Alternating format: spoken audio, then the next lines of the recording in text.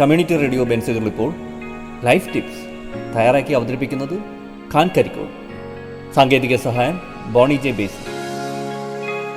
Life ടിപ്സിലേക്ക് ഏവർക്കും സ്വാഗതം. ഞാൻ ഖാൻ കരിക്കോൾ. മനസ്സിനെ നേരായ വഴികളിലേക്ക് നയിക്കാം. നമ്മെ വിഷമപ്പെടുത്തുന്നത് എന്താണ്? സമ്പത്തിന്റെ കുറവാണോ? ശാരീരിക വിഷമതകളാണോ? ആരുമില്ലെന്നുള്ളതാണോ? അതൊക്കെയാണെന്ന് ചിലർ പറഞ്ഞെന്ന് വരാം. ശരിക്കും അത് വല്ലതുമാണോ? അല്ല എന്നതാണ് സത്യം.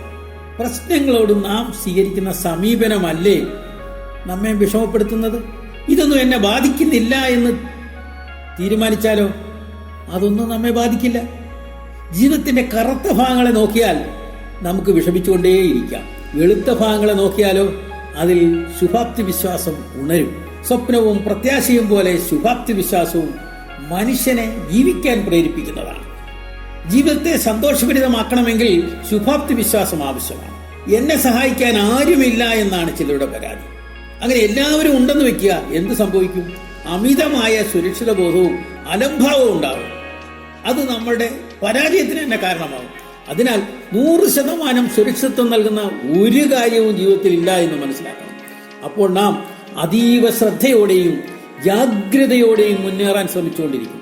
തന്നെക്കുറിച്ച് മതിപ്പില്ലാത്തവരാണ് പലരും. ശരിക്കും അങ്ങനെ മതിപ്പില്ലാതെ വരേണ്ട കാര്യങ്ങൾ ഒന്നും കണ്ടെന്നും വരില്ല. എങ്കിലും അങ്ങനെ അങ്ങ് ചിന്തിച്ചു പോവുകയാണ് ചിലർ. ശരിയായ ആത്മബോധവും ആത്മവിശ്വാസവും വളർത്തിയാൽ അപകർഷതാബോധത്തെ കീഴടക്കാം. അപകർഷതാബോധത്തിന് അടിമപ്പെടുന്നവർ എന്താണ് ചെയ്തുകൊണ്ടിരിക്കുന്നത്? സ്വന്തം കഴിവുകളെ നിഷേധിക്കുകയല്ലേ? അത് വിജയത്തിലെത്തിക്കുമോ? അതിനാൽ സ്വന്തം കഴിവുകളെ തിരിച്ചറിയണം, വികസിപ്പിക്കണം. മനസ്സിനെ തെറ്റായ വഴികളിലേക്ക് നയിക്കുന്ന മറ്റൊന്നാണ് കോപം. ചെറിയ തീപ്പൊരിയാണ് വലിയ അഗ്നിബാധയ്ക്ക് കാരണമാകുന്നത് എന്ന് പറയുന്ന പോലെ നമ്മുടെ ബന്ധങ്ങളെ എല്ലാം നശിപ്പിക്കുന്ന ഒന്നാണ് കോപം.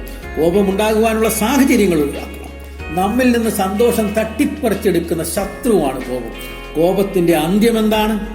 ചിന്തിച്ചു നോക്കിയിട്ടുണ്ടോ? പശ്ചാത്താപമല്ലേ. കോപിച്ച ശേഷം ഉടനെ സന്തോഷിക്കാനുള്ള അവസരമുണ്ടായാൽ പോലും സന്തോഷിക്കാൻ കഴിഞ്ഞെന്ന് വരില്ല. പലരും കോപം ഏറെ പ്രകടിപ്പിക്കുന്നത് എവിടെയാണ്?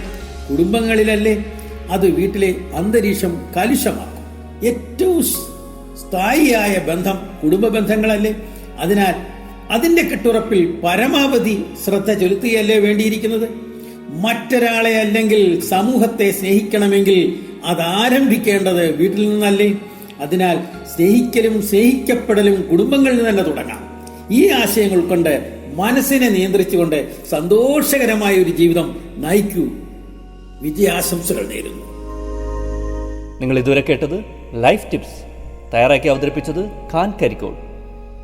സാങ്കേതിക സഹായം ബോണി ജെ ബേസി.